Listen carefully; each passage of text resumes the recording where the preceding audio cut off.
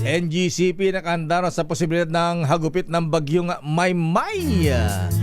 Arrest number 5, Val Gonzalez. Please come in, Val. Mayor Tistarel, ipinatutupad na ngayon ng National Grid Corporation of the Philippines o NGCP ang mga kinakailangang paghahanda at pag-iingat upang mabawasan ang epekto ng bagyong Maymay sa mga operasyon at pasilidad ng power system operator sa bansa. Ito'y kasunod ng nakambang pagtama ng bagyong Maymay sa ilang bahagi ng Northern Luzon, kabilang ang Ilocos Sur, La Union at Pangasinan. Kabilang sa mga contingency measures ay ang pagtitiyak sa kahandaan ng mga kagamitang pangkomunikasyon, mga materyales at supply na kakailanganin sa agarang pagkukumpuni ng mga maring mapinsalang pasilidad. Nakapwesto na rin, Mayor, ang mga line crews sa mga estratehikong lugar upang agad na makapagsagawa ng restoration works alinsunod sa Integrated Disaster Plan o IDAP ng NGCP. At batay nga sa huling bulletin na nilabas ng Pag-asa Weather Bureau, huling namata ng bagyong Maymay sa 150 kilometro kanluran ng Bacnotan, La Union, taglayang lakas ng hangin 65 kilometro bawat oras at habang ito'y kumikilos pakanluran. Samantala, Mayor, susunod ko na rin ito dahil matapos mag-commute, matapos maligo at matapos maagang gumising ng 5 a.m. ang mga bata ay mabilisan ngayong nagkokopyahan sa pag-aanunsyo ng cancellation ng panghapong klase ang mga lokal na pamahalaan ng Quezon City, Malabon, Navotas at Caloocan City. Dahil dito, Mayor, ay pinag-iingat pa rin naman nila yung mga batang mag-aral na nag-uuwian na ngayon, Mayor, sa gitna ng panakanakang pagulan dito sa bahagi ng Quezon City at maging sa ilang lugar sa Kamanaba area. Pero nag-suspend na sila ng classes? Oo, wala nang pasok. Afternoon session o pati ngayon? O ngayong umaga na? Afternoon classes. Afternoon classes. Okay. Afternoon classes pa.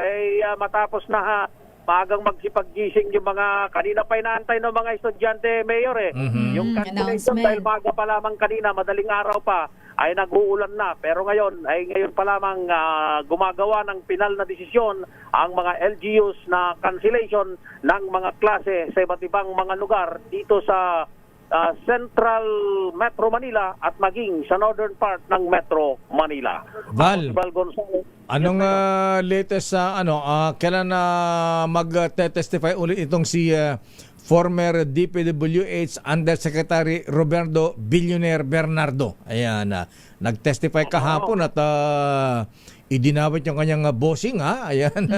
Si dating DPWH Secretary Manny Bonoan at sinasabing meron na siyang 10 billion na na pondo budget para sa mga congressmen. Ayan. Correct, Mayor. At matindi rin yung revelasyong kanyang sinabi na 2 beses siyang nagatid ng pera dito kay dating Senador Pong Revilla Jr. Doon daw sa personal daw, Mayor, na nagatid sa kanya sa White House residence ni dating Senador Revilla sa Cavite noong 2024 at noong 2025, Mayor, 125 million pesos. Meron pa raw isang pagkakataon na supposed to be ay maghatid siya ng pera doon sa aid nitong si Revilla, si Berhel Nino Garcia, ay maghatid daw siya noong February 2025, pero nagkataon na yung delivery ng 250 million, Mayor, ay hindi daw present ng mga lugar na yon. Kahon-kahon, Mayor, ang binabanggit nitong pera na inatid dito kay dating Senador Ramon Pong Revilla Jr. Yung schedule, Mayor, kung kailan muli siya magte-testify ay aalamin ko pa, Mayor. Dahil kahapon ay hindi nabanggit kung kailan uli magte-testify itong si dating DPWH Undersecretary Bernardo, Mayor. At ngayong state witness na siya, Val, ang tanong dito ay yung restitution, magkano ang kanyang naibalik na pondo na nakulimbat din niya, magkano ibinalik sa gobyerno? Wala akong listahan. Yan ang dapat alamin natin, Val. Oo. Baka mamaya alamin mo, Val, kung ilan. Baka 50 million lang yan, 100 million lang yan. Paya. Sobrang kulang. Oo. Maliit Oo, nabanggit mo yan na Mayor. Alam mo ba na mayroong tinatawag daw ngayon na nagsasalita rito si Attorney Topacio. Si Attorney Topacio, mayroong tinatawag na ngayon Mayor na happy group daw. Happy group na Happy group. tungkol dun sa restitution ang kumbagay magbabalik ng Pera. 100 milyon. Magbabalik ng 100 milyon yung happy group daw Mayor ay magiging happy dahil hindi na ibabalik ng tama sa National Treasury. Yung dapat sana ay ibinabalik sa Ala. pamamagitan ng restitution, Mayor. Meron ng ganyan mga lumulong Val, ngayon. Binubukulan. na nakukurutan, Oo, hindi lang. pumuporsyento. Oo. Hindi lang kurot eh. Ang Ano? kurot kasi Kalahati? dalawang daliri lang.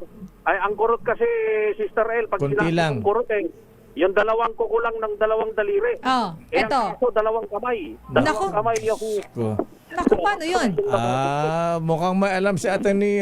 Topacio ha. Ayan. Kaya tuloy, sabi rin ng aking bubit nag-aaway-away, nagkakabukulan. Hindi maganda ang dibay-dibay.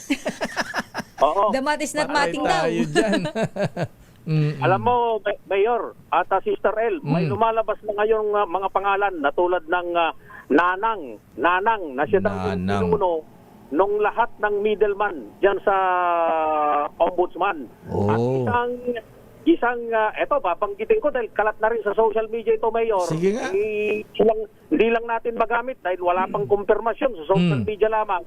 Pero may statement na rito si Attorney Ferdinand Topacio. Meron daw isang Alfred Colau na siyang negosyador para dun sa restitution, Mayor, o yung pagbabalik ng mga perang ninakaw. Kasama na, Mayor, yung For the Boys. Naku, ayun sinasabi ng presidente, for the boys. Ayan, may komisyon, may for the boys. Aba, ninakaw na, nanakawin pa. Diba? Ang bira Grabe naman yan. Oo. Ang bira. Oo. Hindi pa ba natuto yung mga Ayan yun, nga. ha? Pero may report si Edniel Parosa, sino yan? Si Edniel. May report si Edniel mamaya dyan, ha? Mukhang nabuhay yung style na Alex Bongkayaw, ha? Yung mga... yung mga nagtutumba ng mga tiwaling pulis nung araw, ayan. Eto naman, Eto, iba. Ayan, oo. Mukhang iba. Tiwaling mababatas daw. Ayan, totoo ba yan? Alamin natin lahat. Pero thank you, Val. Okay, Val. So maganda ng panahon diyan sa sa Quezon City. Maganda na yung panahon ngayon, Mayor. Bagamat wala pang sikat ng araw ngayon, may ambon-ambon ng konti. Pero ang realidad ay napakaulap ng kalangitan. Pero sino kailangan malaman natin yung happy group at saka sino yung isa? Nanang Kupo. Ayan. Nanang Kupo eh. Aba na. Alam mo ba, Mayor at Sister El, huli na lang. Imbes daw na restitution, ang nangyayari, 70-30 ang ahatian. Ako si 70-30. Val Gonzales, back to you, Mayor at Sister El. Mas malaki pa yung mas maliit yung Ibinabalik. Ibinabalik kurot Kaysa sa... lang.